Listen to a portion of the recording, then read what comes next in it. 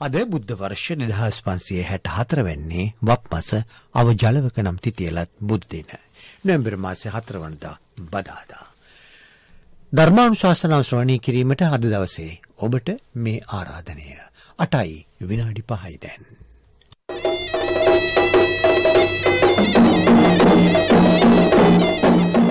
ධර්මානුශාසනාව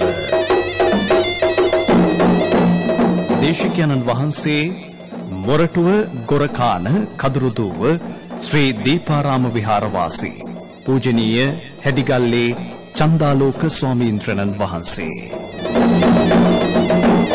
ධර්මදේශනාවේ දායකත්ව දඹුල්ල පැල්වෙහෙර වැලිහේනේ පදිංචි GBM සරත් ඒකනායක මහතා, මත්තේගොඩ සිරිමල්ලුවනේ පදිංචි වසන්ත මුණසිංහ මහතා, බලංගොඩ රන්දොල උයනගම පදිංචි අනුලා ගුණතුංග මහත්මිය ඇතුළු පවුලේ සියලු දෙනා, කඩුවෙල කොටලාවල විහාරමාවත පදිංචිව සිට පරලෝසපත් වූ දී පියදාස පෙරරා මහතාගේ දූ දරුවන් ඇතුළු පවුලේ සියලු දෙනා, රාජගිරියේ නාවල පරණපාරේ පදිංචි උබේ පෙරරා සහ මංජුල පෙරරා දෙපළ.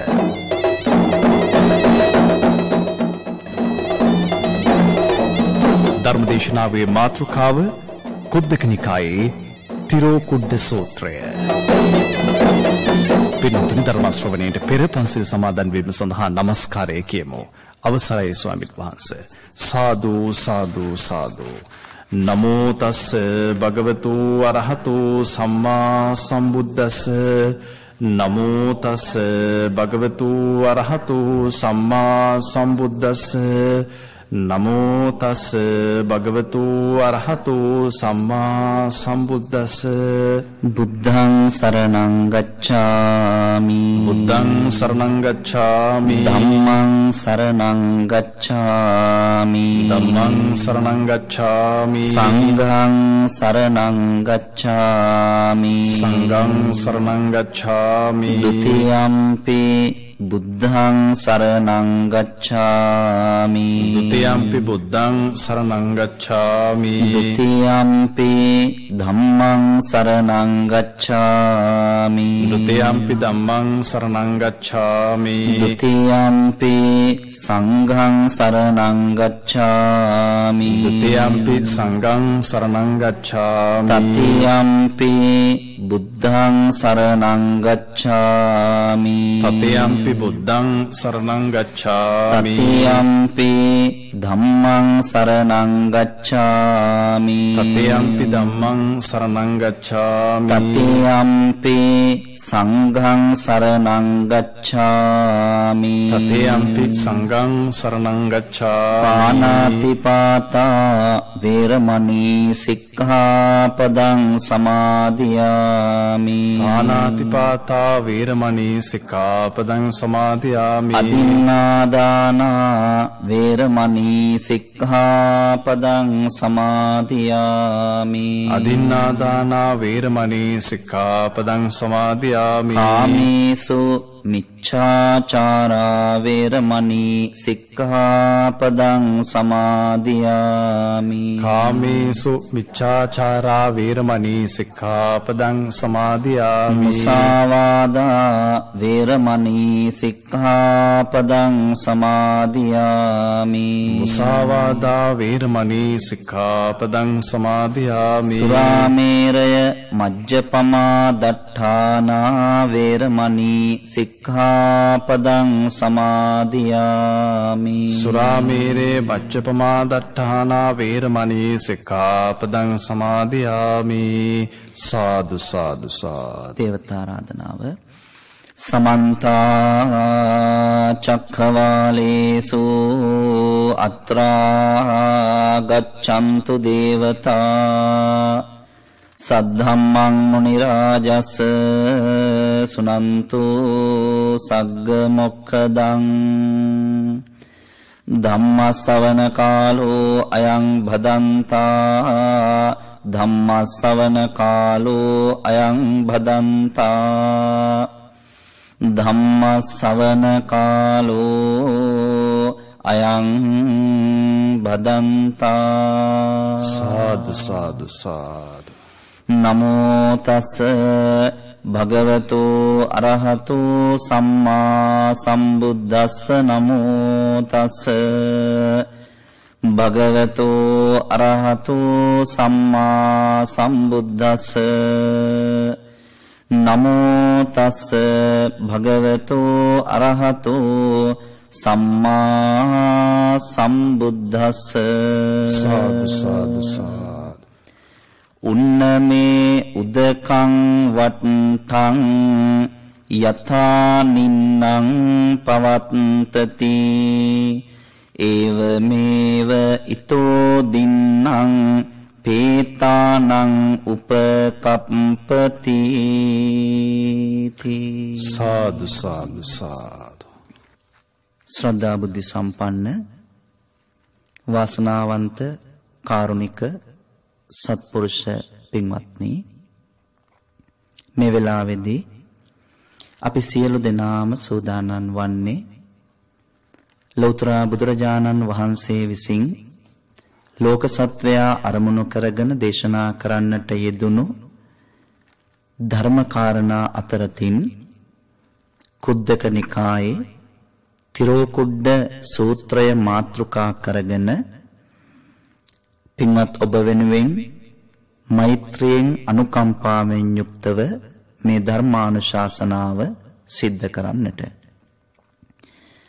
ඊට ප්‍රථම අපි කවුරුත් කල්පනා කරමු බුදුරජාණන් වහන්සේ විසින් දේශනා කළ ධර්ම කාරණාවක් ශ්‍රාවකයන් වහන්සේ නමකගේ මුවින් අහන්ට ලැබුණත් ඒ තුලින් විශාල කුසලයක් පිනක් ජනිත කරගන්න උපදවා ගන්න පුළුවන්කම තියෙනවා. සසර ගමනට නිවන් දකින මොහොත දක්වාම අපි කාටත් ගිහි ජීවිතය තුළ ඉන්න ඔබටත් පැවිදි ජීවිතය තුළ ඉන්න අපිටත් අපි කාටත් පින සහ කුසලය කියන කාරණා දෙකම අවශ්‍ය කරනවා. ඒ නිසා අපි දෙපාර්ශවයටම ධර්ම ශ්‍රවණය කරනකොට ඔබට පිං සිද්ධ වෙනවා කුසල් සිද්ධ වෙනවා. ධර්මානුශාසනාව සිද්ධ කරනකොට ඒ තුලින් දේශනාව සිද්ධ කරන අනුශාසකයාණන් වහන්සේටත් පිං සිද්ධ වෙනවා කුසල් සිද්ධ වෙනවා. ඒ නිසා අපි දෙපාර්ශවයෙන්ම ඒකායන ප්‍රාර්ථනාව මේ සසර වේදනාකාරී ස්වභාවය සංසාර දුක නිමාවටපත් කරලා හිත නිදහස් කරන්න සසර ගමන නතර කරන්නට අපි හැම දිනාටම මේ උතුම් ධර්මානුශාසනාව සිද්ධ කිරීමෙනොත් ධර්මානුශාසනාව ශ්‍රවණය කිරීමෙනොත් උපදවා ගන්න ජනිත කරගන්න පහල කරගන්න සියලු පින් කුසල් තුන්තරා බෝධියෙන් ප්‍රාර්ථනා කරන නිර්වාණ බෝධියකට වහවහාම පත්වන්නට හේතු වාසනා වේවා කියලා පළමු කොට සාදු කියලා ප්‍රාර්ථනා කරමු. එසේ ප්‍රාර්ථනා සිද්ධ කරගෙන අද මේ දේශනාව සඳහා අනුශාසනාව සඳහා මාතෘකා කරගන්නට යෙදුන සූත්‍ර දේශනාව ගිහි ජීවිතවල ඉන්න පින්වත් ඔබ හැමදෙනාමත් එවැගේම අපේ අනගාരിക මෑණියන් වහන්සේ ප්‍රධාන ඔබ හැමදෙනාම මේ සූත්‍ර දේශනාව බොහෝ වෙලාවට ජීවිතේ අහලා තියෙන්න පුළුවන්. තිරෝකුඩ්ඩ සූත්‍ර දේශනාව. බුදුරජාණන් වහන්සේ විසින් දේශනා කරන බොහොම වටිනා දේශනාවක් තිරෝකුඩ්ඩ සූත්‍ර දේශනාව. කුද්දක නිකාය තුල කුද්දක පාඨපාළියේ තිරෝකුඩ්ඩ සූත්‍ර දේශනාව ඇතුළත් වෙනවා වගේම යම්කිසි කෙනෙක් പ്രേත වස්තුව කියවලා තියෙනවා නම් പ്രേත වස්තුව තුලත් මේ තිරෝකුඩ්ඩ പ്രേත වස්තුව කියලා මේ පිළිබඳව සඳහන් වෙලා තියෙනවා. කෙසේ නමුත් භාග්‍යවතුන් වහන්සේ මේ සූත්‍ර දේශනාවෙන් සිද්ධ කරන්නේ මරණයටපත් වෙලා දුගතිගාමී වුණ പ്രേත ලෝකවල වාසය කරන සත්වයන්ට പ്രേතයින්ට මනුෂ්‍ය ලෝකයේ තුල පිම්පෙත් සිද්ධ කළා පුණ්‍යානුමෝදනා කරනකොට ඒ අතු ඇවිල්ලා පිම්පෙත් අනුමෝදන් වෙන ආකාරය පිළිබඳව බුදුරජාණන් වහන්සේ මේ සූත්‍ර දේශනාවෙන් ඉස්මතු කරවනවා අනුශාසනා කරවනවා. අපි කවුරුත් දන්නවා මනුස්ස ජීවිතය නිවන් දකින්නකම් මේ සංසාර ගමන නිමා කරනකම් අපේ ජීවිතය මෙතකින් අවසන් වෙන්නේ නැහැ, සමාප්ත වෙන්නේ නැහැ. මේ මනුස්ස ජීවිතය තුළ යම්කිසි කාල සීමාවක් අපි කවුරුත් ඉන්නවා. 50ක් 60ක් 70ක් 80ක් සමහර විට කර්මානුරූපව ඊට වඩා වැඩි කාලයක් ඉන්නත් පුළුවන්. එච්චර ඉන්නේ නැතුව ඊට වඩා අඩු කාලෙකින් මරණයටපත් වෙන්නත් පුළුවන්. මරණය කොයි වෙලාවක කොයි විදිහක කොහොම සිද්ධ වේවිද කියලා අපි කාටවත් හරියට කියන්න පුළුවන් කමක් නැහැ. ඒ නිසා බුදුරජාණන් වහන්සේ දේශනා කරන්නේ මරණයට පත්වන සෑම සත්වයෙක්ම නිවන් දකින්නකම් කෙලෙස් සහ මුලින් නැති කරනකම් සසර ගමන තුල නැවත උපදිනවා. ඒක ආගමික ජාතික ભેදයක් නෑ. හැම ආගමකම හැම ජාතියකම අයට ඒ ස්වභාවය ඒ විදිහයි. මරණයටපත් වුණාට පස්සේ ඊළඟ ජීවිතය දෙවියන් වහන්සේ ළඟ ගිහිල්ලා උපදිනවා කියන අයටත් සමහර විට අද වෙනකොට විද්‍යාත්මකවත් ඒ අය තේරුම් අරගෙන තියෙනවා දැනගෙන තියෙනවා පුනර්භවයක් කියලා දෙයක් තියෙනවා කියලා. ඒ නිසා පින්වතුනි මේ ජීවිතයේ යම්කිසි ආයු ප්‍රමාණයක් අපි කවුරුත් වින්දනය කරලා ඊළඟට අපි කවුරුත් මරණයටපත් වෙනවා. මරණයටපත් වුණාට පස්සේ අපි කොතනටද යන්නේ කියන එක පිළිබඳව නිශ්චිතව හරියාකාරව මේ ජීවිතය තුළ අපි කාටවත් ප්‍රකාශ කරන්න පුළුවන් කමක් නැහැ.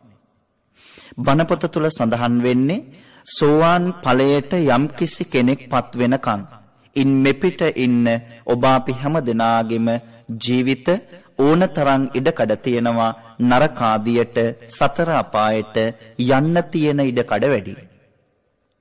යම්කිසි කෙනෙක් මේ ජීවිතය තුලදී උත්සාහවත් වෙලා සෝවාන් මාර්ග ඵලයට හෝපත් වුනොත් එවැනි උදවිය කිසිසේත්ම භව හතක් උත්පත්තිය ලබන භව හත පුරාවට කොයි විදිහකින්වත් නරක ආදියට දුගතියට යන්නේ නැහැ කියලයි භාග්‍යවතුන් වහන්සේ දේශනා කරන්නේ. ඉන් මෙපිට ඉන්න අපි කාටත් සතර අපාය දොරවල් විවෘත වෙලා තියෙනවා. ඒ නිසා මේ ජීවිතේ මනුස්ස ජීවිතයක් ලැබුවට ඊළඟ ජීවිතේ නැවත මනුස්සයෙක් වෙනවද කියලා කාටවත් කියන්න බෑ. මේ ජීවිතේ මනුස්සයෙක් වුණාට ඊළඟ ජීවිතේ දෙවියෙක් වෙනවද කියලා කාටවත් කියන්න පුළුවන් කමක් නැහැ. ඒ නිසා පින්වත්නි මේ ජීවිතේ 6-4 තේරෙන වයසේ ඉඳලා යමක්කමත් Tamanට දැනෙන අවබෝධ වෙන වයසේ ඉඳලා පුළුවන් තරම් ධර්මයත් එක්ක ජීවිතේ ලං කරගන්න එක පුළුවන් තරම් පින්කුසල් සිද්ධ කරගන්න එක අපි කාගේ ජීවිතවලට බොහොම වටිනවා. බුදුරජාණන් වහන්සේ තිරෝකුඩ්ඩ සූත්‍ර දේශනාව සිද්ධ කරන්නේ බිම්බිසාර මහරජතුමාට. මේ අත අහලා තියෙනවා ඒ කතාව පිළිබඳව ඒ කතාව පැහැදිලි කරන්න මේ අපිට ලැබිලා තියෙන කෙටි වෙලාව මම පාවිච්චි කරන්නේ නැහැ. පින්වත් ඔබට කතාව සම්පූර්ණ දැනගන්න පුළුවන් പ്രേත වස්තුව පොත ගෙදරට අරගෙන එන්න. තමන්ගේ ළඟ പ്രേත වස්තුව පොත තියාගත්තට වරදක් වෙන්නේ නැහැ. പ്രേත වස්තුව පොතේ ඔබට සූත්‍ර පිටකයේ කියවන්න බැරි නම්, කුද්දක නිකායේ කියවන්න බැරි නම්, කුද්දක නිකායේ තිරෝකුඩ්ඩ සූත්‍රයේ කියවන්න බැරි නම් රුපියල් 250 300ක් විතර දීලා බෞද්ධ සංස්කෘතික මධ්‍යස්ථානයට ගිහිල්ලා එහෙම නැත්නම් තුසිත පොත්හලට ගිහිල්ලා MD ගුණසේනකට ගිහිල්ලා සමයවර්ධනයකට ගිහිල්ලා പ്രേත වස්තුව පොත ගෙදරට අරගෙන එන්න. ලොකු කුඩා හැම කෙනෙක්ගේම ජීවිතවලට අත්‍යවශ්‍යම තියෙන්නට ඕන පොතක් තමයි പ്രേත වස්තුව. പ്രേත වස්තුවේ මේ තිරෝකුඩ්ඩ പ്രേත වස්තුව කියලා වෙනම මේ කතාව පිළිබඳ විස්තරය තියෙනවා. පුස්ස බුදුරජාණන් වහන්සේගෙන් ආරම්භ වෙලා ඒ බුදුරජාණන් වහන්සේගේ දවස තුනුරුවන් උදෙසා වෙන්කරන්ට යෙදුන දානමාන ආදිය ශ්‍රද්ධා නැති සිතින් ශ්‍රද්ධා නැති උදවිය කර්මඵල විශ්වාසයක් නැති උදවිය තුනුරුවන්ට වෙන්කල දානමානාදිය සිව්පසාදිය භුක්ති විඳීමේ අනුභව කිරීමේ හොරෙන් අනුභව කිරීමේ පාප කර්මය අකුසල කර්මය නිසා බුද්ධාන්තර කීපයක් പ്രേත ලෝකවල පැහිච්ච ආකාරය පිළිබඳ പ്രേත ලෝකවල වද වේදනාවින්ද ආකාරය පිළිබඳ මේ තිරෝකුඩ්ඩ പ്രേත වස්තුව තුල මේ කතාව තුල සඳහන් වෙනවා. ඒ නිසා ඒ පිළිබඳ අපි මේ වෙලාවේ මේ තැන ලොකුවට කතා කරන්න යන්නේ නැහැ. පින්වතුනි බුදුරජාණන් වහන්සේගේ මේ දේශනාව තුල තියෙන්නේ මනුස්ස ලෝකයේ තුල ජීවත් වෙලා ඉන්න අපි කරලා සිද්ධ කරලා අනුමෝදන් වෙන පිනක් තමයි പ്രേත ලෝකවල ඉන්න പ്രേතයින්ට අනුමෝදන් වෙන්න පුළුවන්කම තියෙන්නේ. යම්කිසි කෙනෙක් මනුස්ස ජීවිතයේ ඉඳලා ඒ ජීවිතය තුලදී අකටයුතුකම් වැරදි දේවල් සිද්ධ කළා නරකාදියට ගියොතින් බුදුරජාණන් වහන්සේ මෙතනදී දේශනා කරනවා නරකාදියට ගිය කෙනෙකුට මනුස්ස ලෝකේ ඉඳලා සිද්ධ කළ අනුමෝදන් කරන පින් අනුමෝදන් වෙන්න පුළුවන් කමක් නැහැ. ඒ වගේම තමයි යම්කිසි කෙනෙක් මරණින් පසුව තිරිසන් ලෝකයට ගියොතින් තිරිසනෙක් වෙලා ඉපදුනොතින් තිරිසන් ලෝකයේ තුල ඉන්න කිසිම සත්වයකට මනුස්ස ලෝකයේ ඉඳලා අපි අනුමෝදන් කරන පින් අනුමෝදන් වෙන්න පුළුවන් කමක් නැහැ.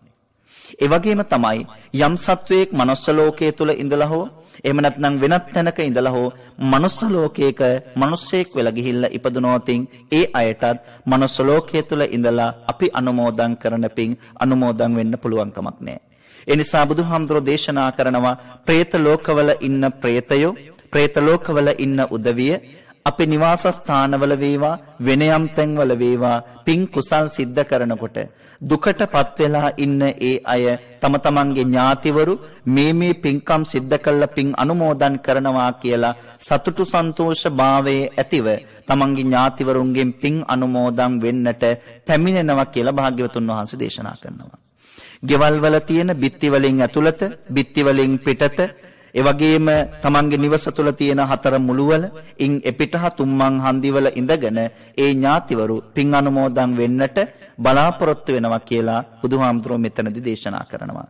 ඒක නිසා පින්වතුනි പ്രേත ලෝකවල ඉන්න പ്രേතයින්ට සුගතියටපත් වෙන්න දුගතියෙන් අත මිදෙන්නට තියෙන වටිනාම සම්පත තමයි මනුස්ස ලෝකයේ තුල ඉඳලා අපි සිද්ධ කරලා අනුමෝදන් කරන පින් කුසල. මේ ජීවිතය තුළ ඉන්න අපි කල්පනා කරන්නට ඕන දේ තමයි මනුස්ස ලෝකයේ තුළ ඉඳලා මරණයටපත් වෙන අපිට ඊළඟ ජීවිතය പ്രേතයෙක් නොවේ කියලා හරියාකාරව කියන්න බෑ. එහෙම වෙන්නට තියෙන ඉඩකඩ ඕනෑ තරම් වැඩි. අපි දන්නවා කෙනෙක් මරණයටපත් වෙනකොට පින්වතුනි කම්ම නිමිති ගති නිමිති කියලා කාරණා තුනක් පහළ වෙනවා. කම්ම නිමිති ගති නිමිති මේ කාරණා තුනෙන් එකක් මරණාසන්න වෙලාවේ ඉන්න කෙනෙකුට පහළ වෙන්න ඉඩකඩ තියෙනවා. එතකොට ගති නිමිත්ත කියලා කියන්නේ මරණයටපත් වෙන්නට ලං වෙලා ඉන්න කෙනාට ආසන්න වෙලා ඉන්න කෙනාට තමන් මරණයටපත් වෙලා ඊළඟට කොයි වගේ තැනක උපදීද කියන එක පිළිබඳව පෙර සංඥාවක් පහළ වෙනවා. ස්වභාවිකව අපි දන්නවා සමහර වෙලාවට සමහර අය රෝගාතුර වෙලා ඇඳ උඩ ඉන්නකොට ඒ අය ඔය අයත් සමහර වෙලාවට දන්නව ඇති තමන්ගේ ඥාතිවරු මරණයටපත් වෙන තැන්වල හිටියනම් ඒ අය හිත දුර්වල වෙන්න එක අයගේ නම් ගොත් සිහිපත් කළා නම් ගොත් කියලා මෙන්න මේ අය මේ වෙලාවේ මගේ ළඟට ඇවිල්ලා ඉන්නවා කියලා කියනවා. පියවි සිහියෙන් ඉන්න අපි කල්පනා කරන්නේ අපේ ඥාතිවරයා නැත්නම් මරණයටපත් වෙන කෙනා මේ විකාරෙන් කියවනවා කියලා. හේතුව ඔහු සඳහන් කරන ඔහු කියන එකම නමක්වත් අපිට හුරු පුරුදු නම් නෙවෙයි. පින්වතුනි ඒක නිසා මරණයටපත් වෙන උදවිය ළඟට හිත දුර්වල වෙනකොට තමන්ගේ පෙර හිටපු ඥාති කොට්ටාස ඒ කෙනා ළඟට ලං වෙන්න තියෙන ඉඩකඩ වැඩි. මේ ජීවිතේ හරියාකාරව හිත පිහිටුවාගෙන තිබුණේ නැතෝතින් පින් කුසල් වර්ධනය කරගෙන තිබුණේ නැතෝතින් පින්වතුනි අන්න ඊළඟට යන තැන පිළිබඳව තමන්ට යම්කිසි දැනීමක් යම්කිසි අවබෝධයක් දුගතියටපත් වෙනවා නම් ඒ තැන පිළිබඳ යම් අවබෝධයක් Tamanට ලැබෙනවා. පින්වතුන් කියවන්න පුළුවන්කම තියෙනවා නම් මජ්ක්‍ධිම නිකාය තුල තියෙනවා ධනංජානි කියලා සූත්‍ර දේශනාවක්. ධනංජානේ සූත්‍ර දේශනාව තුල ධනංජානෙට මරණාසන්න වෙලාවේදී ගති නිමිති පහළ වෙනවා. තමන් ඊළඟට ගිහිල්ලා උත්පත්තිය ලබන්නේ කොතනද කියන එක පිළිබඳව ධනංජානෙට පෙර සංඥාවක් ඇති කරවනවා. ඇති කරවන්නේ කොහොමද? ධනංජානිගේ හිසට ලොකු වේදනාවක් ඇති වෙනවා.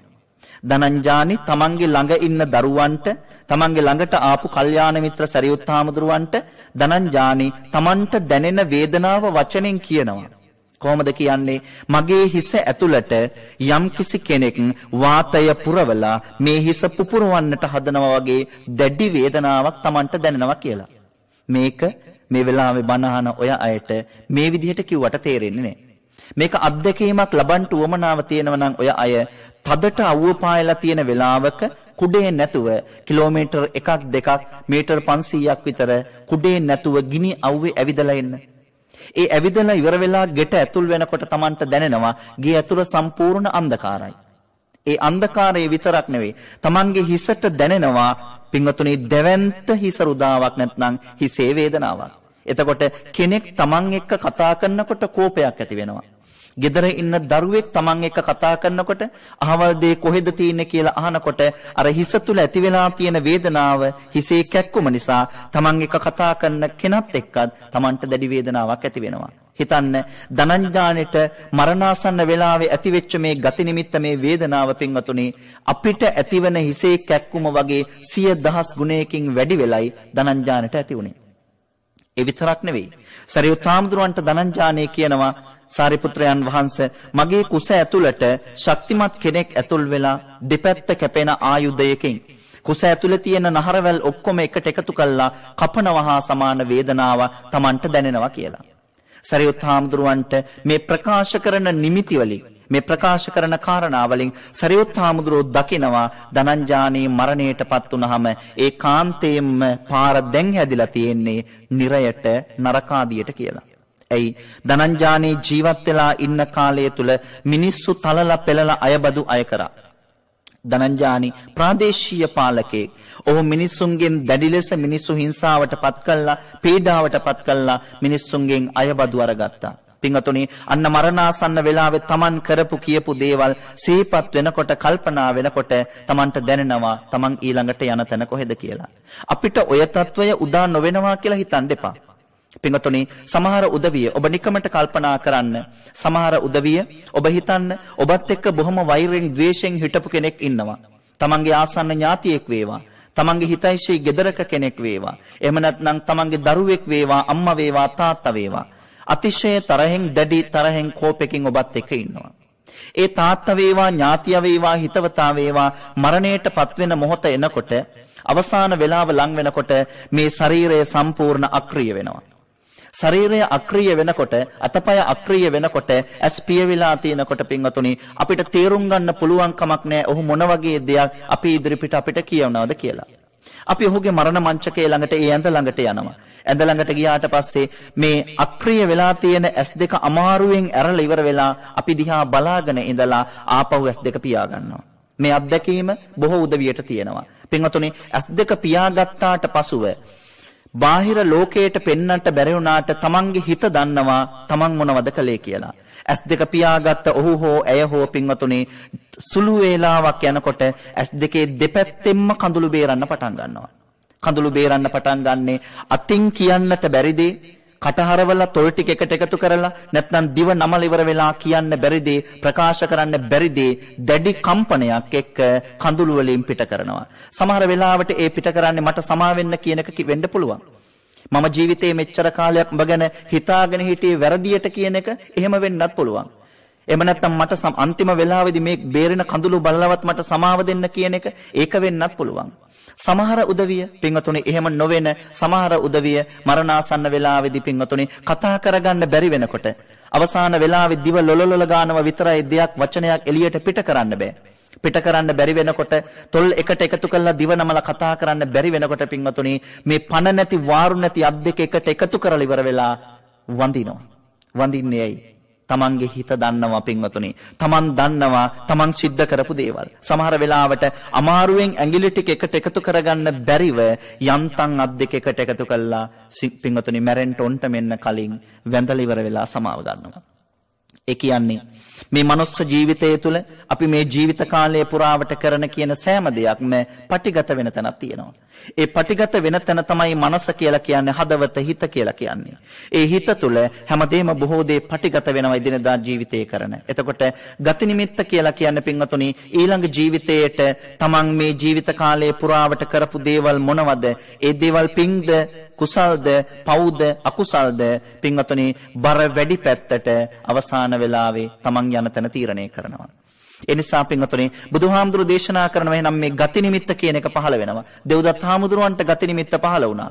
පින්වතුනි දෙව්දත් හාමුදුරුව බුදුහාමුදුරන්ට අකටයුතුකම් කරලා ඉවර වෙලා 9 මාසයක් රෝගාතුර වෙලා ඇඳේ හිටියා.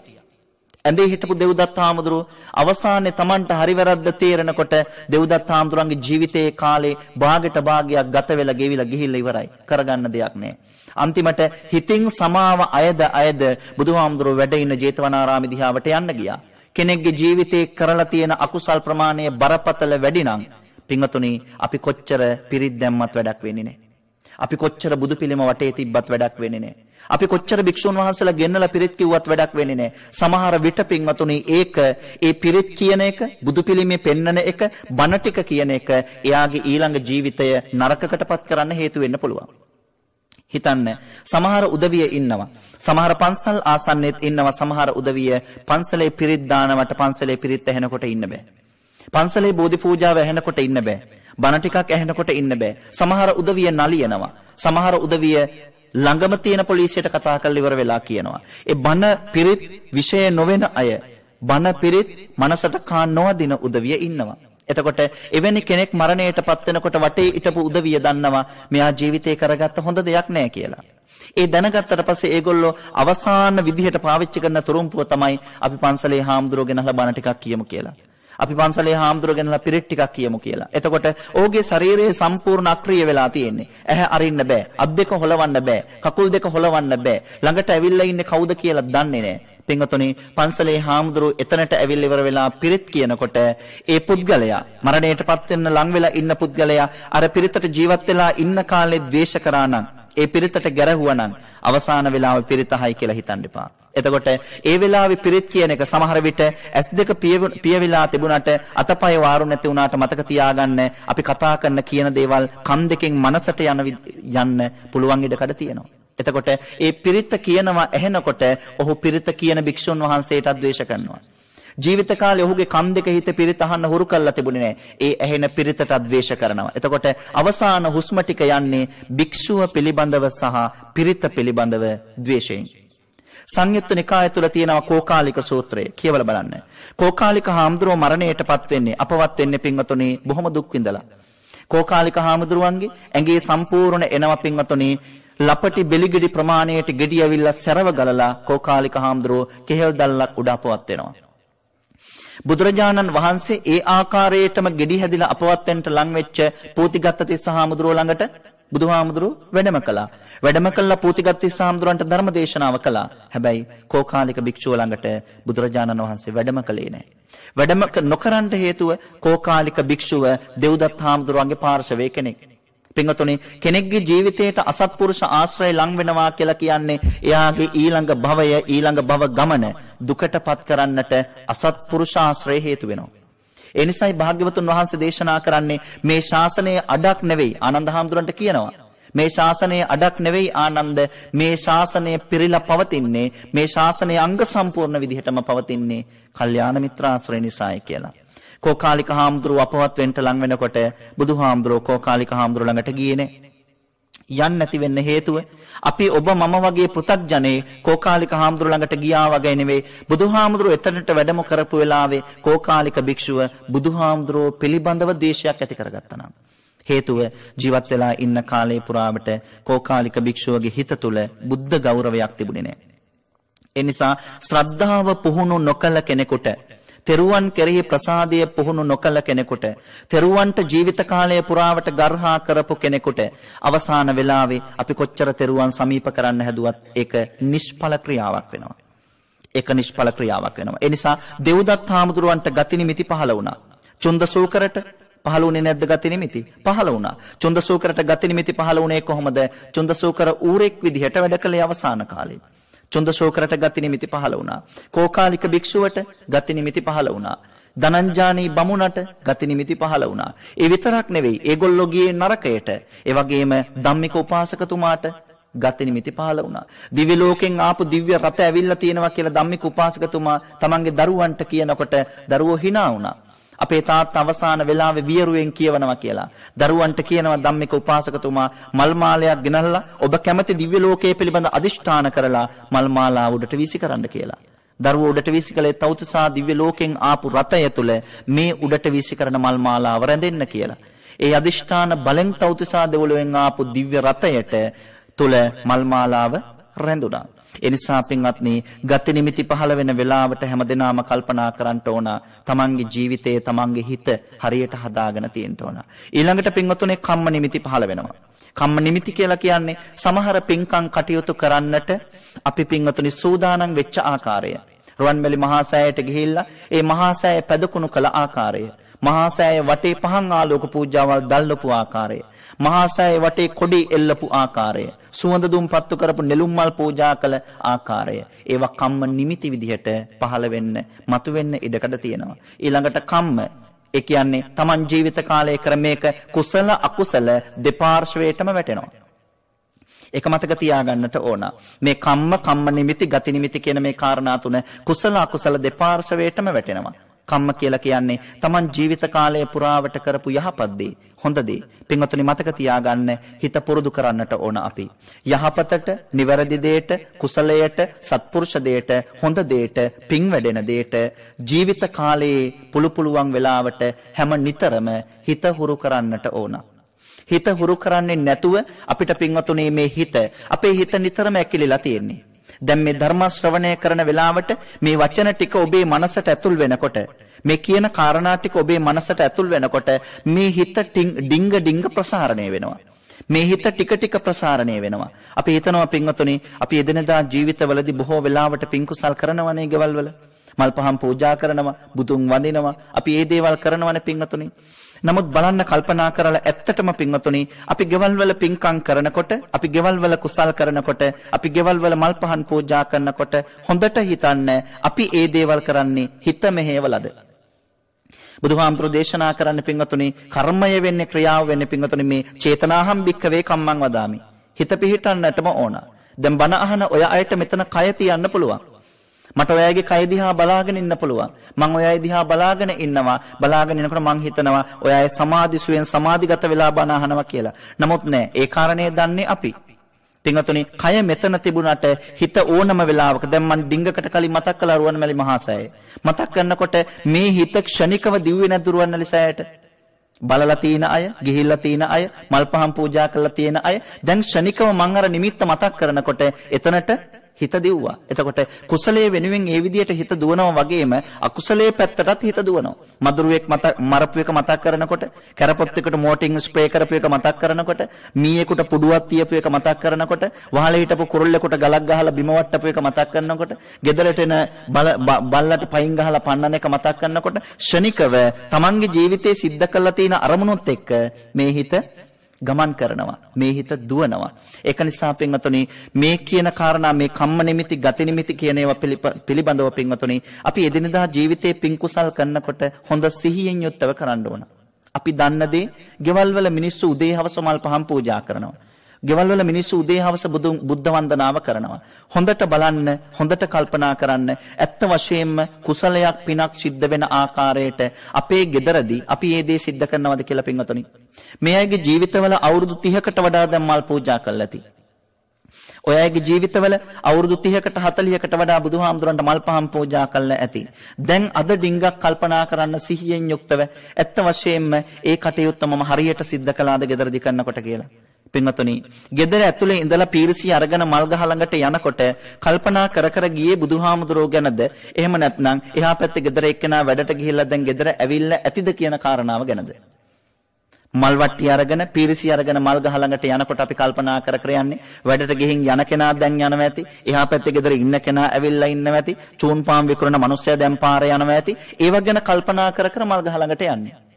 එතකොට මල් ගහ ළඟට ගිහිල් ඉවර වෙලා ඒ ගහේ තියෙන මල් ටික පීරිසියට වට්ටියට නෙලනකන් හිත පිහිටන්නේ කොහෙද? මල් ගහටද? බුදුහාමුදුරුවෝ ගැනද? නෑ. මල් වට්ටියට මල් ටික නෙලනකන් බොහෝ වෙලාවට පාරේ යන කෙනෙක් පින්වතුනි අහම්බෙන් හම්බ වෙනවා, විතර නවතිනවා. නැවතිලා ඉවරලා ඔහු අපිත් එක්ක කතා කරනවා. අපි මල් ටික නෙලන්නේ, මල් ටික වට්ටියට නෙලාගන්නේ අර කෙනත් එක්ක කතා කර. හිත පිහිටලා තියෙන්නේ කොහෙටද? බුදුගුණ සිහිපත් කර මල් ටික නෙලන එකටද, පාරේ යන එක්කෙනත් එක්ක කතා කරන එකටද? පාරේ යන එක්කෙනත් එක්ක කතා කරන එකට. එහෙම නැත්නම් මල් ටික නෙලන්නේ එහා පැත්තේ ගෙදර කෙනා හරියට මේ වෙලාවට පහයි කාල වෙනකොට තාප්පේ ළඟට එනවා. එයත් එක්ක කතා කර තමයි මල් ටික නෙලන්නේ. එතකොට පින්වතුනි, හිත පිහිටලා තියෙන්නේ අර කතාවට. චේතනාහම් භික්කවේ කම්මං වදාමි නම් ඒක ඒ ආකාරයට වෙන්න ඕනේ නම් හිත පිහිටන්න ඕනේ කොහෙටද? හිතේ මැවෙන්නට ඕන, හිතේ සිහිපත් වෙන්නට ඕන හිත තුල බුදුහාමුදුරුවෝ පිළිබඳව. නමුත් එහෙම ඉඩ දෙන හිත් බොහොම අඩුයි. මල් ටික නෙලාගෙන ගිය ඇතුළට ආවට පස්සේ බලන්න එතනදි කරන ක්‍රියාකාරකම් කොයි වගේද? පින්වතුනි, සමහර වෙලාවට මල් ටික පූජා කරන වෙලාවට ගෙදර රූපවාහිනිය දාලා, ගෙදර ගුවන් විදුලි යන්ත්‍රයේ ක්‍රියාත්මකයි. ගෙදර දරුවා කාමරය ඇතුලේ කම්පියුටර් එක දාලා ඒකේ ලොකු සින්දුවක් යනවා කාටවත් ඇහෙන්න. එතකොට මේ ഘോഷාව ඔක්කොම ඇතුළත තමයි අපි බුදුහාමුදුරන්ට පහන පත්තු කරන්නේ. අපි බුදුහාමුදුරන්ට මල් ටික පූජා කරන්නේ. ඇත්තටම හිතන්න මේ දේවල් හිත මෙහෙवला කරන දේවල්ද අපි ගෙවල් වල නැත්නම් චාරිත්‍රාක් විදිහට කරනේවද? මේවා වැඩිපුර චාරිත්‍රාක් විදිහට කරන ඒවා. එතකොට භාග්‍යවතුන් වහන්සේට පහන පත්තු කරන වෙලාවට ගෙදර රූපවාහිනිය වැඩ කරනවා. රූපවාහිනිය සාලේ මැද වැඩ කරනවා. ගෙවල් වල බොහෝ වෙලාවට බුදු පිළිමේ තියෙන්නේ ගෙදර සාලේ. රූපවාහිනිය වැඩ කරන වෙලාවට රූපවාහිනිය බල තමයි බුදුහාමුදුරන්ට බුදුපාන පත්තු කරන්නේ. එතකොට පින්වතුනි ඒ පත්තු කරනකොට රූපවාහිනිය දිහා බලාගෙන බුදුපාන පත්තු කරනකොට හිත පිහිටලා තියෙන රූපවාහිනියට. මේ පැත්තෙන් සිද්ධ වෙන්නේ ක්‍රියාවක් විතරයි. එතකොට පින්වතුනි අවදි වෙන්නේ අර ගිනි කූර පත්තු වෙලා අතට ඇවිල්ලා අත පිච්චෙනකොට තමයි අපි අවදි වෙන්නේ දෙයියනේ මම දැන් පහන පත්තු කරා නේද කියලා. පින්වතුනි අපි සමහර වෙලාවට දන්නවා 7 දවසේ 3 මාසේ ධර්මදේශනාවලට අපි යනවා ගෙවල් වලට. ඒ ගෙවල් වලට ගියාට පස්සේ පින්වතුනි ගෙදර ඉන්න කීප දෙනා බොහෝ වෙලාවට බණ අහන්න ඉස්සරහට ඇවිල්ලා ඉන්නවා. ඉස්සරහට ඇවිල්ලා ඉන්නකොට ගේ ඇතුලේ ඉන්න අම්මා කෙනෙක් මාස 6ක මාස 9ක විතර දරුවෙක්වත් අරගෙන ඇවිල්ලා ඉස්සරහින්ම වාඩි වෙනවා. ඒ දරුවට බණ තේරෙනවද? නැහැ. ඒ දරුවට පන්සිල් ගන්න තේරෙනවද?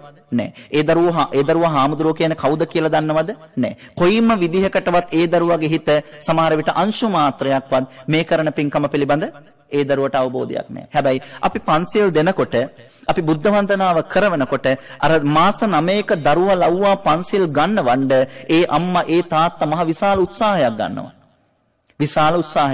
එතකොට ඒක අර කරන ධර්මදේශනාවට අන්තරාවක් නෙවෙයිද? අන්තරාවක්. බණ අහන අය, ඇවිල්ලා ඉන්න අය බලාගෙන ඉන්නේ ගන්නේ පංචශීලයේ සමාදන් වෙනවද? එහෙම නැත්නම් අර අම්මා දරුවට වන්දන එක දිහා බලන් ඉන්නවද? දරුවට වන්දන උත්සාහ කරන එක දිහා බලන් ඉන්න. එතකොට ඒ අයගේ හිත පිහිටන්නේ වෙන අරමුණකට. ඔය අතරතුර දරුවා අඬන්න පටන් ගන්නවා. අඬන්න පටන් ගන්නකොට ඒ අම්මා එහෙම්මම එතනම ඉඳගෙන අර දරුවට කිරි දෙන්න පටන් ගන්නවා. පින්වතුනි, පින් කුසල් කරනකොට මතක තියාගන්න හොඳට හිත පිහිටන්න ඕන. හරියට හිත පිහිටන්න ඕන. නිවැරදිව නිසියාකාරව හරියට හිත පිහිටුනේ නැතොතින් ඒ දේවල් වලින් අපිට උපදවා ගන්න පුළුවන් කුසලය පින බොහොම අඩුයි. අද ගෙවල් වල සිද්ධ කරන දානමාන ආදී පින්කම් තුල අපි දකින්නේ මහ විශාල ගෝසාවක්. එතකොට එතන පින සිද්ධ වෙන්නේ නැතිකොට අපි කොහොමද ඥාතියෙකුට පින් අනුමෝදන් කරන්නේ? පින් අනුමෝදන් කරන්න අපි පෝෂණය වෙලා ඉන්න ඕනේ පින්වතුනි. අපි පරිපූර්ණ වෙලා ඉන්න ඕනේ. එතකොට ධර්මදේශනාව තුලදී අපිට එතනදී පින පෝෂණය කරගන්න අවශ්‍ය කරන පරිසරය නැත්නම් ගේ ඇතුලේ ධර්මදේශනාව කරනකොට ගෙදරින් එළියේ ගහලා තියෙන මඩුව ඇතුලේ කට්ටිය අභිධර්මය ගැන කතා කරනවා. එක කෙලියයි එක ගෝසාවක් ගෙදරින් එළියේ ගහලා තියෙන ටෙන්ට් එක ඇතුලේ මඩුව ඇතුලේ. සමහර අය කකුලක් පිට කකුලක් දාගෙන, සමහර අය වාඩි වෙලා ඉන්න පුටුවට තව පුටුවක් ලං කරගෙන ඒ පුටුව උඩ කකුල් දෙක තියාගෙන. එතකොට ඒ අයට කිසිම හැඟීමක් නැහැ මේ ඇතුලේ සිද්ධ වෙන්නේ බුද්ධ දේශනාව කියලා. එතකොට ඒ ගෝසාවත් එක්ක ඒ කලබගෑනියත් එක්ක තමයි ගිය ඇතුලේ ධර්ම දේශනා කරන්නේ. ඒ අන්තරාය කර ටික නැත්නම් සමහර වෙලාවට එක්ක කැරම් බෝඩ් එකක් අරන් කැරම් ගහනවා. එක්කෝ අර කාඩ් කුට්ටමක් අරගෙන කාඩ් සෙල්ලම් කරනවා. පින්වතුනි, ගේ ඇතුලේ සිද්ධ වෙන ධර්මානුශාසනාවට බාධාවක්. එතනට බාධාවක්. සමහර වෙලාවට වෙන දේ තමයි ධර්මානුශාසනාව පටන් ගන්නකොටම කුස්සියේ වතුර ලිපේ තියෙනවා. වතුර උතුරනවා. සීනි දාලා තේ හදනවා. මේ හැඳි ගෑරපු ගැටෙන හඬ ඇහෙනවා. එතකොට අන්තරාය කර ධර්ම. පින්වතුනි, ඒක නිසා හිත හරියට සූදානම් නොකළොතින් අපිට මෙතනදී වැදගත් වෙන්නේ ප්‍රේතයන් විදිහට උපදින කාරණාව නෙවෙයි. ඒ අයට පින් අනුමෝදන් වෙන්න පුළුවන් වෙන විදිහට අපි අපේ පින හරියට අනුමෝදන් කරනවද? බලන්න පැන් වඩන වෙලාවේදී ඉදම් මේ ඥාතිනං හෝතෝ ගාතාව කියන්න කියලා කිව්වට පස්සේ කීයෙන් කී දෙනාද කට ඇරලා ගාතාව කියන්නේ? අපි සංගීත සංදර්ශනයකට ගියාට පස්සේ අපේ ගෙවල් වල හුරේ කියන කොච්චර හයියෙන් කෑ ගහනවද? එහා පැත්තේ ගෙදරින් මේ පැත්තට වැටිච්ච පොල් ගෙඩිය, කොස් ගෙඩිය, වැල ගෙඩිය වෙනුවෙන් ගහමරා ගන්න යනකොට එතනදී කොච්චර හයියෙන් කට ඇරලා කෑ ගහනවද? නමුත් අපිට ඉදම් මේ ඥාතිනං හෝතෝ ගාතාව කට ඇරලා කියන්න බෑ. නමෝ තස්ස පාඨේ කට ඇරලා කියන්න බෑ. ඒ කට ඇරලා නොකියනකොට ඒ ඥාතිවරුන්ට ඒ දේ නොදැනෙනකොට අන්න ඒ ඇත්තෝ ද්වේෂයක් ඇති කරගන්නවා තමන්ගේ ඥාතිවරු ගැන. ඇයි? අපිට ඒ දේ හරියට සිද්ධ වුණේ නැහැ කියලා. එනිසා පින්වතුනි, ඒ අයට පින් අනුමෝදන් කරන්න නම් අපි අපේ ජීවිතවල අපේ මනස තුළ හරියට පින් කුසල් ගොඩනගාගෙන තියෙන්නට ඕන. එනිසා ඔබ හැමදෙනාම කල්පනා කරන්න හිතන්න ඕන අපි මේ එදිනෙදා ජීවිතය තුළ කරන කියන පින්කම් පිළිබඳ හොඳ සිහිනුවණින් යුතුව කරන්නට ඕන. මොනවා හරි අරමුණු ඉදිරිපත් කරගන්න. ගෙවල් වල මිනිස්සු මැරෙනකන් ඉන්න එපා බණ දේශනා කරන්න. ගෙවල් වල මිනිස්සු නැති වෙනකන් 7 දවස් 3 මාස එනකන් ඉන්න එපා ගෙදර බණක් කියවන්න. මොනවා හරි අරමුණක් ඉදිරිපත් කරගන්න.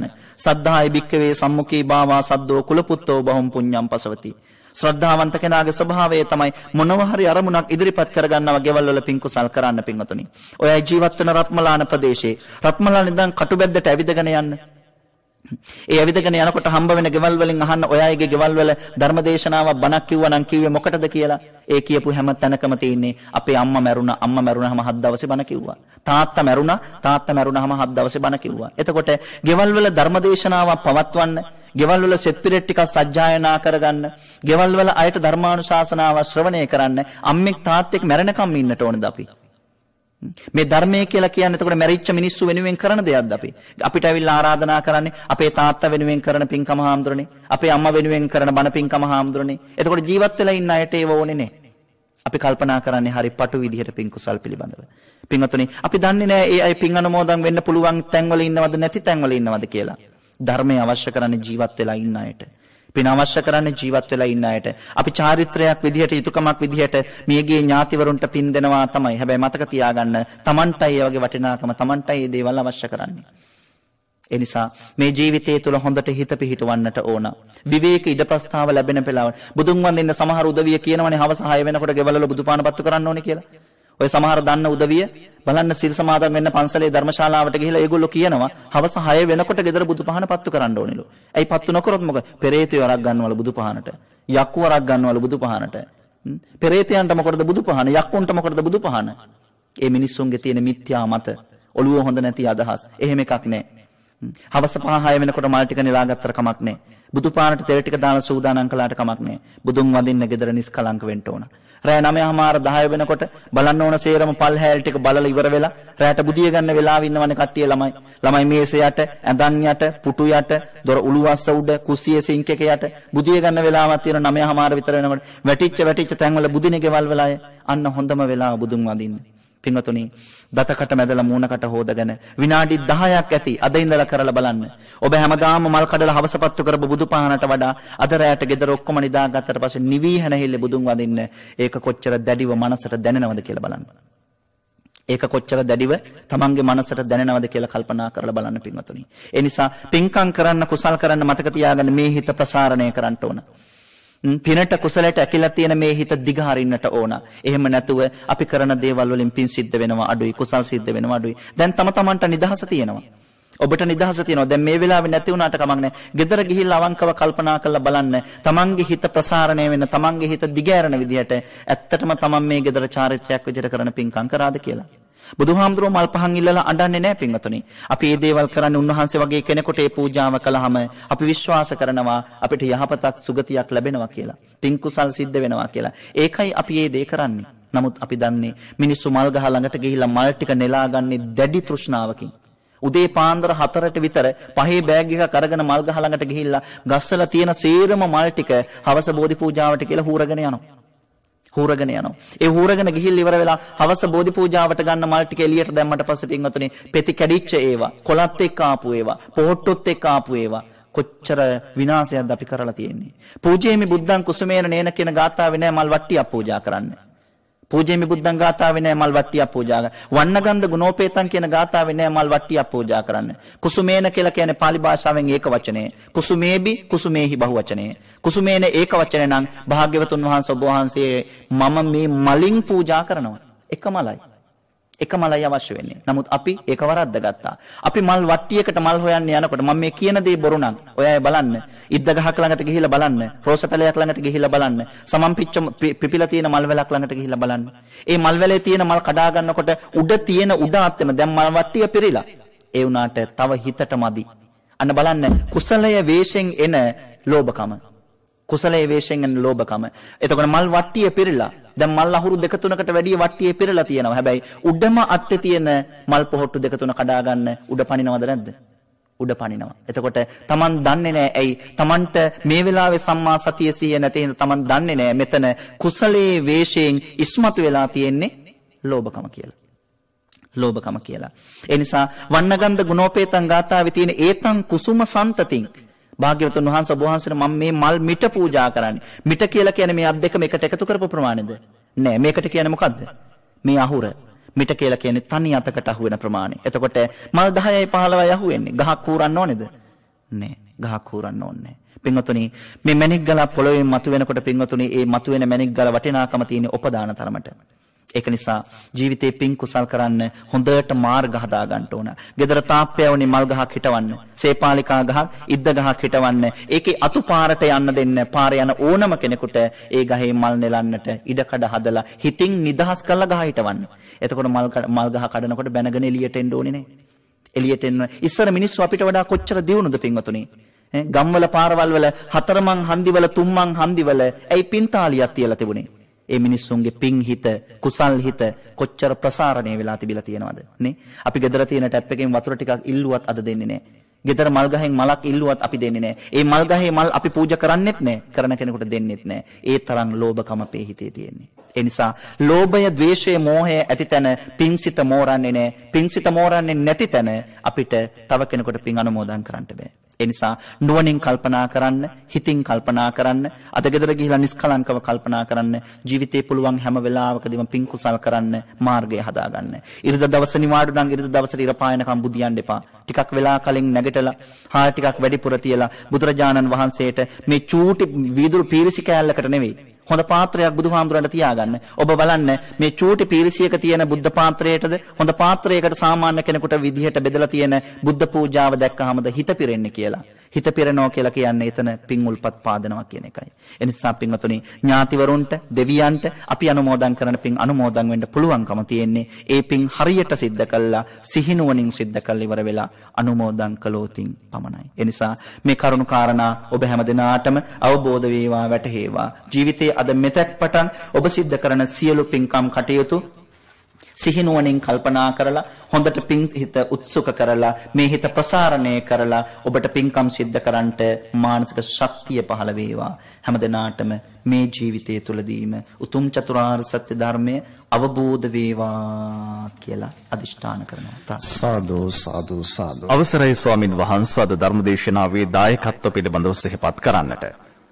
දඹුල්ල වැලිහේන අංක 813 නිවසේ පදිංචි සරත් ඒකනායක යන අයගේ 60 වන ජන්මදිනයේ නිමිත්තෙන් තමන්ට සෙත් ප්‍රාර්ථනාවෙන් යුතුවත් නන්දාවති මෑණියන් ඇතුළු පවුලේ සුළු දෙනාටත් ලෙඩ රෝගී ඉක්මනින් සුව වීම සඳහාත් ආශිර්වාද ප්‍රාර්ථනා කිරීමට දැනට අවුරුදු 30කට ඉහතදී මියගිය ටිකිරි බණ්ඩා පියාණන් ඇතුළු ඥාති පිරිසටත් නිවන් සුව ප්‍රාර්ථනා කිරීමට සුජීවත් වෙසෙන දරු මුණුපුරන් ඇතුළු ඥාති පිරිසට සෙත් පැතීමට දායකත්වයේ දරන්නේ දඹුල්ල පැල්වෙහෙර වැලිහේනේ GBM සරත් ඒකනායක මහතා. පොතුහැර වෙදපොළ පදිංචිව සිට වසර 3කට පෙර පරලෝසපත් වූ MKE මුණසිංහ ගුරුමෑණියන්ට පුණ්‍යානුමෝදනා කිරීමට දායකත්වයේ දරන්නේ පුතා දීනී ඇතුළු පවුලේ සිළු ඥාති හිත මිත්‍රාදීන්. මීට වසර 6කට පෙර අභව ප්‍රාප්ත වූ බලංගොඩ මැද්දකන්ද පරමානන්දාරාමයේ විසූ පූජනීය ධර්මසිරි ස්වාමින් වහන්සේට මීට වසර 7කට පෙර මියගිය මැද්දකන්දේ ජේන් නෝනා ගෙදර අම්මාට මීට වසර 11කට පෙර මියගිය මහනුවර අම්පිටේ විසූ අමරජීව ගුණවර්ධන අයියාට නොවැම්බර් 4 වන දිනට මියගොස් වසර 9ක් සම්පූර්ණ වන මහනුවර අම්පිටේ විසූ කමලා ගුණවර්ධන අක්කාට මීට වසර 8කට පෙර මියගිය හොරණ තක්ෂිලා කනිෂ්ඨ විද්‍යාලයේ සේවය කළ විශ්‍රාමික පාඨශාලාචාර්ය KA සිල්වා ලොකු අක්කාට මීට මාස 8කට පෙර මියගිය මඩකලපුවේ විසූ K රත්නසිරි පොඩි අයියාට දෙපාර්ශ්වයේම දෙමව්පියන් ඇතුළු පවුලේ මියගිය සිළු ඥාතහිත මිත්‍රාදීන්ට පින් අනුමෝදන් කිරීමට දායකත්වයේ දරන්නේ බලංගොඩ රන්දොල උයනගම අංක 104 නිවසේ පදිංචි අනුලා ගුණතුංග ඇතුළු පවුලේ සුළු දෙනා. 2019 සැප්තැම්බර් 30 වන දින වියෝ වූ කඩුවෙල කොතලාවල විහාරමාවත පදිංචිව සිටි බී පියදාස පෙරරා පියාණන්ට පින් අනුමෝදන් කිරීමට මාස 6කට පෙර අභාවයට පත් වූ බී ගුණවතී පෙරරා නැන්දනීට හා සංසාරගත සිළු ඥාතීන්ට පින් අනුමෝදන් කිරීමට සුජීවත් වාසය කරන මව නීතා සමරවීර මෑණියන්ට නිරෝගී සුව ප්‍රාර්ථනා කිරීමට පවුලේ සිළු දෙනාට හා ඥාතීන්ට සෙත් පැතීමට සිළු රෝහල් කාර්ය මණ්ඩල හා රෝගීන්ට ගෞරවනීය දේශකයන්න් වහන්සේට සිළු රටවැසියන් ලොවැසියන් සැමට සෙත් ප්‍රාර්ථනාවෙන් දායකත්වයේ දරන්නේ කඩුවෙල කොතලාවල විහාරමාවත පදිංචිව සිට පරලෝසපත් වූ බී පියදාස පෙරරා මහතාගේ දූ දරුවන් සහ පවුලේ සිළු දෙනා. නාවල පරණපාරේ අංක 79 නිවසේ පදිංචි හංවැල් ආරච්චිලාගේ නෙළුම් ක්‍රිෂාන්ති පෙරරා මහත්මිය 65 වන වියේදී 2020 අගෝස්තු 4 වෙනිදා අඟහරුවාදා අභාව ප්‍රාප්ත වී අද දිනට 3 මසක් පිරීම නිමිත්ත කොටගෙන ඇගේ දයාබර ස්වාමිපුරුෂයා නිහාල් වගේම උබය මංජුල පුතුන් අනුෂා ඕෂාදී ලේලියන් රකිත මහිරු යනාරා මුණුපුරන් ගීතා සුනිමල් අනුර ඇතුළු ඥාතිහිත මිත්‍රාදීන් දායකත්වයෙන් කටයුතු කරනවා. දැන් පුණ්‍යානුමෝදනාව සඳහා ගෞරවනීය දේශකයන්න් වහන්සේට ආරාධනය. පුරා හෝරාවකට ආසන්න කාලයක් අපි හැම සියලු දෙනාම මේ වෙලාවේදී මේ ධර්මානුශාසනාව ශ්‍රවණය කරන්නට යෙදුණා. හැමදෙනාම සිහිපත් කරගන්න, කල්පනා කරගන්න. අපි මේ වෙලාවේදී මේ අනුශාසනාව සිද්ධ කරන්නට යෙදුනේ ඔබට මෙලව ජීවිතයේ පින් කුසල් සිද්ධ වෙන ආකාරයට ඒ සිද්ධ කරන කටයුතු හරියාකාරව සිද්ධ කරගන්නටත් ඒ සිද්ධ කරගන්න රැස් කරගන්න පින් කුසල් ඥාතිවරුන්ට අනුමෝදන් කළ හැකි වන්නේ කොයි ආකාරයට සිද්ධ කරගත්තොත් කියන කාරණා පිළිබඳවයි අපි මේ වෙලාවේ මේ තිරෝකුඩ සූත්‍ර දේශනාව මූලික කරගෙන මේ ධර්මානුශාසනාව සිද්ධ කරන්නට යෙදුනේ. ඒ නිසා මේ බුද්ධ දේශනාව මේ බුද්ධානුශාසනාව ශ්‍රවණය කිරීමෙන් රැස් කරගන්න ලබා ගන්න අනන්ත පින් කුසල් ලෝකේ ශාසනය ආරක්ෂා කරන සියලුම සම්මදෘෂ්ටික දේවදේවී සමූහයා මේ සියලු පින් අනුමෝදන් වෙත්වා ප්‍රාර්ථනා කරන නිර්වාණ බෝධියකටපත් වන්නට මේ සියලු පින් කුසල් හේතු වාසනා වේවා කියලා ප්‍රාර්ථනා කරන්න. ධර්මානුශාසනාවෙහි දායකත්වයේ දරලා කටයුතු කරන හැම දිනම අදිෂ්ඨාන කරන ප්‍රාර්ථනා කරන සියලුම යහපත් අදිෂ්ඨාන ප්‍රාර්ථනා මෙලව ජීවිතය තුළදීම සඵල වේවා, සාර්ථක වේවා. හැමදෙනාම අදිෂ්ඨාන කරගන්න තම තමන්ට ලෙඩක් දුකක් බියක් කනගාටුවක් අතුරු අන්තරාවක් වේවුලක් අකල් මරණයක් නැතුව මේ මනුස්ස ජීවිතයේ පූර්ණාංශ නිදුක් නිරෝගී සම්පන්නව වින්දනය කරන්නට වාග්ය වාසනාව සැලසේවා ලැබේවා. කායික සුවපත්භාවය ලැබේවා, මානසික සුවපත්භාවය ලැබේවා. තුන්රුවන්ගේ ආශිර්වාදයත් දෙවියන්ගේ පිහිටත් සැලසේවා. ජීවිතාරක්ෂා යෙහෙන් සැලසේවා කියලා සාදු කියලා අදිෂ්ඨාන කරගන්න. අවසාන වශයෙන් ධර්මානුශාසනාව ශ්‍රවණය කළ ඔබටත් ධර්මානුශාසනාව සිද්ධ කළ මටත් අපි හැම සියලු දෙනාටමත් බුද්ධත්වය, පසේ බුදු බව, මහරහත් භාවය කියන තුන්තරා බෝධියෙන් ඔබ ප්‍රාර්ථනා කරන අරමුණු කරන බෝධියක් වෙනවද, මම ප්‍රාර්ථනා කරන අරමුණු කරන බෝධියක් වෙනවද, එකී බෝධියට පැමිණ වහවහාම චතුරාර්ය සත්‍ය ධර්මය අවබෝධයේ පිණිසම මේ සියලු පින් කුසල් හේතු වාසනා වේවා කියලා සාදු කියලා ප්‍රාර්ථනා කරන්න. ආකාසට්ඨා ච බුම්මට්ඨා දේවා නාග මහිද්దికා පුඤ්ඤන්තං අනුමෝදිත්වා චිරං රක්ඛන්තු ලෝක සාසනං. ආකාසට්ඨා ච බුම්මට්ඨා දේවා නාග මහිද්దికා පුඤ්ඤන්තං අනුමෝදිත්වා චිරං රක්ඛන්තු දේශනං. ආකාසට්ඨා ච බුම්මට්ඨා දේවා නාග මහිද්దికා පුඤ්ඤන්තං අනුමෝදිත්වා චිරං රක්ඛන්තු ත්වං සදා.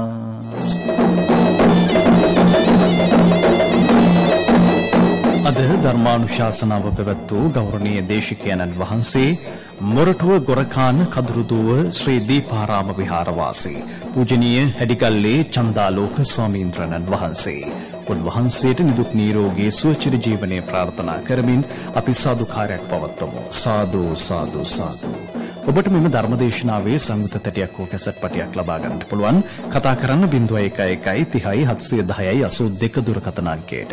ඔබත් ධර්මදේශනාවක දායකත්වය ලබා ගන්නේ නම් කතා කරන්න 0111 2 69 71 40 දුරකථන අංකයට. ඔබට තෙරුවන් සරණයි.